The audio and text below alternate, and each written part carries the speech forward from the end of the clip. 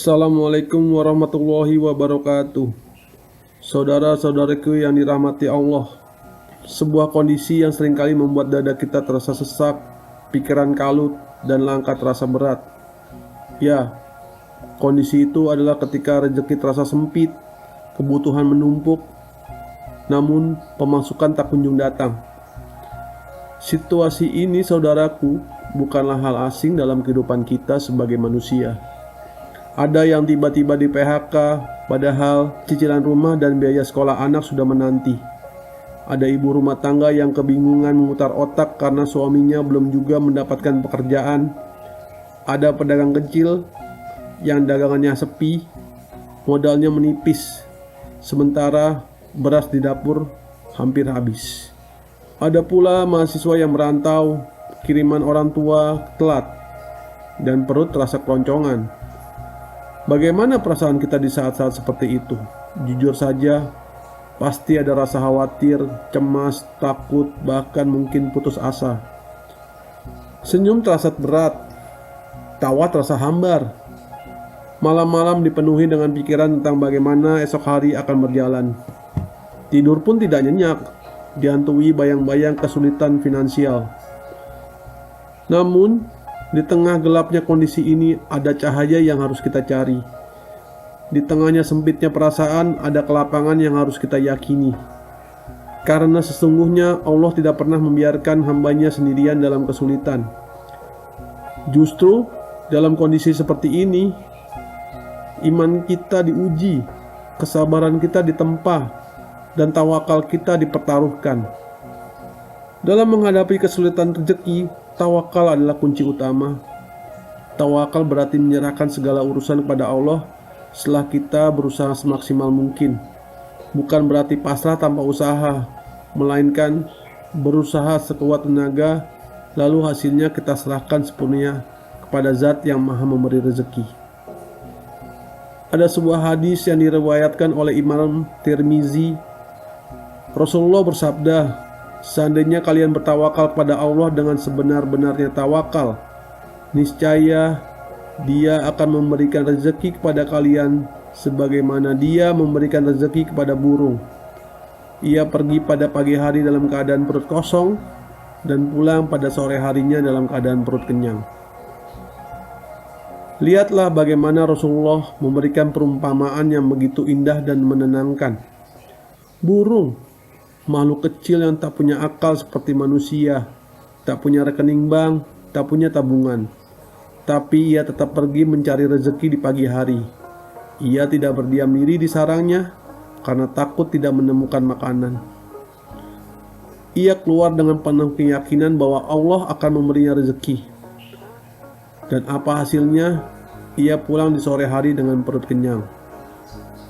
Ini bukan berarti kita harus hidup seperti burung yang tidak punya rencana atau tabungan. Namun, hadis ini mengajarkan kita tentang keyakinan penuh pada Allah setelah melakukan ikhtiar. Burung itu tidak hanya berdiam diri dan berdoa, "Ya Allah, jatuhkanlah makanan ke mulutku." Tidak. Ia terbang, mencari, berinteraksi dengan lingkungannya. Setelah itu, ia bertawakal. Sama halnya dengan kita. Ketika dompet kosong, apakah kita hanya diam meratapi nasib? Tidak. Kita harus berusaha mencari pekerjaan, mencari pelanggan, menjual keahlian, memutar otak mencari solusi. Setelah itu, barulah kita serahkan hasilnya kepada Allah dengan keyakinan penuh.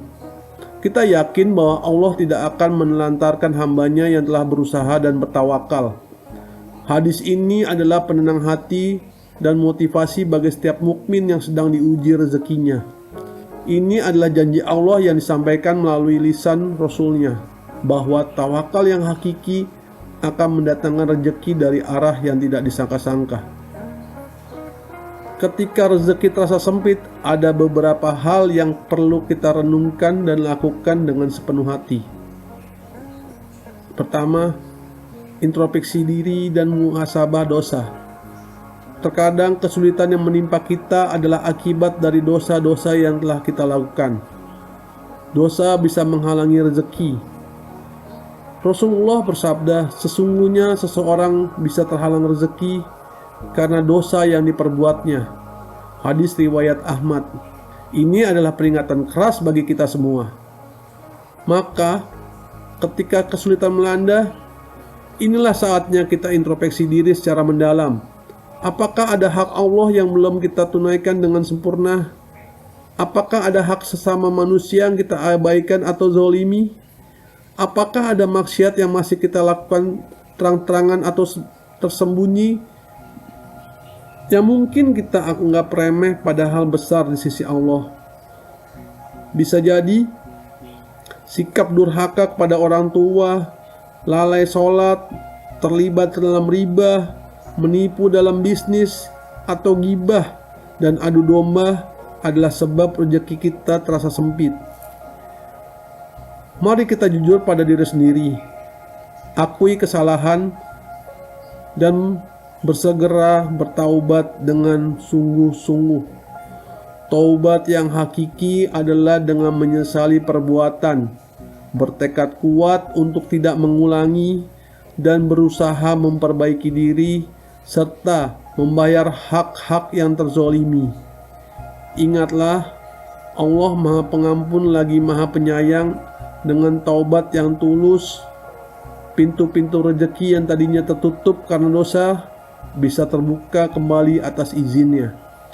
Ini adalah awal dari perbaikan diri dan hubungan kita dengan Sang Pencipta. Yang kedua, perbanyak istighfar dan zikir yang menenteramkan hati. Istighfar adalah kunci pembuka rezeki yang seringkali kita lupakan. Selain istighfar, perbanyaklah zikir. Zikir adalah nutrisi bagi hati yang gersang. Ketika hati tenang karena mengingat Allah, pikiran akan jernih dan ide-ide inovatif untuk mencari rezeki akan lebih mudah muncul. Ucapkanlah la haula wala quwata illa billah. Tiada daya dan upaya kecuali dengan pertolongan Allah, yang merupakan salah satu harta simpanan surga. Ini adalah pengakuan total atas kelemahan diri di hadapan keagungan Allah dan keyakinan akan kekuatan serta pertolongannya semata. Zikir akan menenangkan kegelisahan dan memberikan kekuatan batin untuk menghadapi badai kehidupan.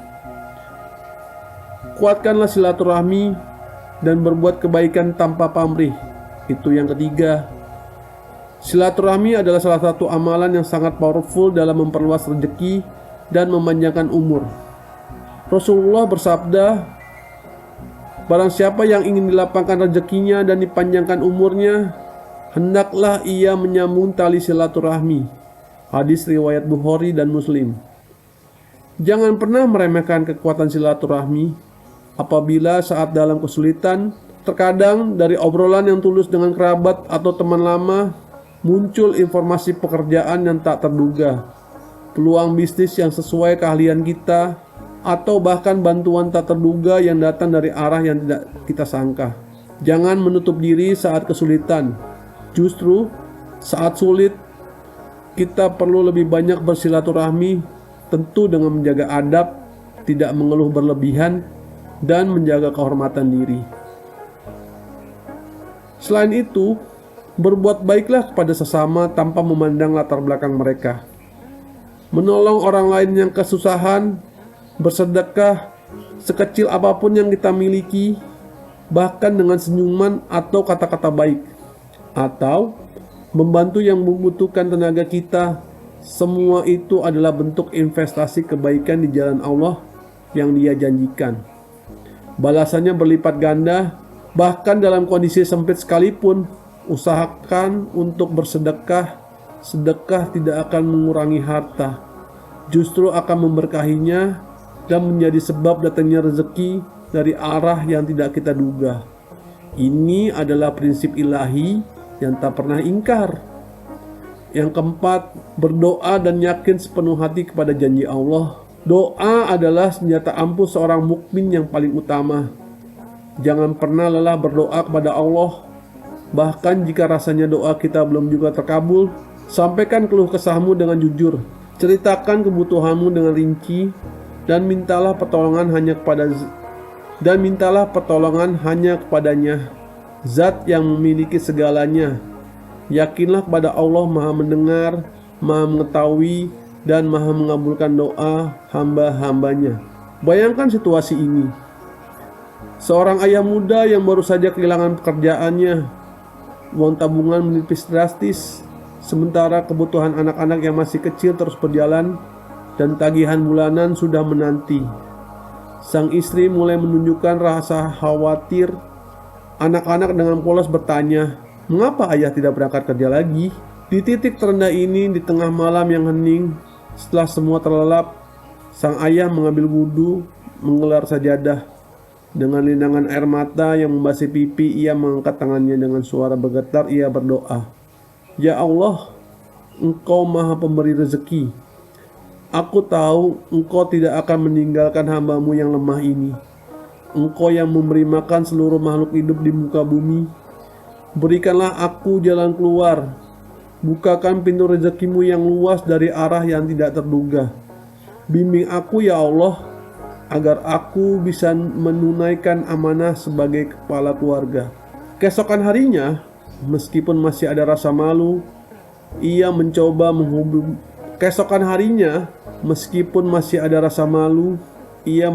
menghubungi beberapa teman lamanya, menceritakan kondisinya dan mencari peluang. Ternyata salah satu temannya sedang membutuhkan bantuan mendesak untuk sebuah proyek kecil yang harus segera diselesaikan. Pekerjaan itu memang tidak besar, namun cukup untuk membeli kebutuhan pokok beberapa hari dan menenangkan hati sang istri. Ini adalah awal. Sedikit demi sedikit, dengan terus berusaha, berdoa tanpa henti, dan menguatkan tawakal, Allah bukakan jalan yang lebih besar. Mungkin ini bukan pekerjaan tetap yang ia harapkan sebelumnya, tapi Allah berikan pekerjaan-pekerjaan lepas yang pada akhirnya mencukupi kebutuhan keluarga dengan berkah. Ini adalah gambaran nyata bagaimana doa yang tulus, tawakal yang kuat, ikhtiar yang sungguh-sungguh berjalan beriringan. Doa bukan hanya sekedar ucapan lisan, melainkan manifestasi dari keyakinan hati bahwa hanya Allah lah satu-satunya penolong dan pemberi rezeki. Saudaraku yang dirahmati Allah, kondisi dompet kosong dan rezeki sempit memang berat. Itu bisa menghimpit jiwa dan menguras energi.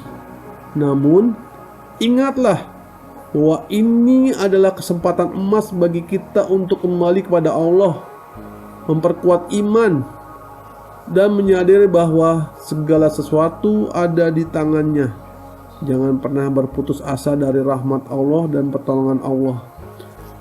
Keputusasaan adalah dosa besar yang dibenci Allah. Mari kita tingkatkan taubat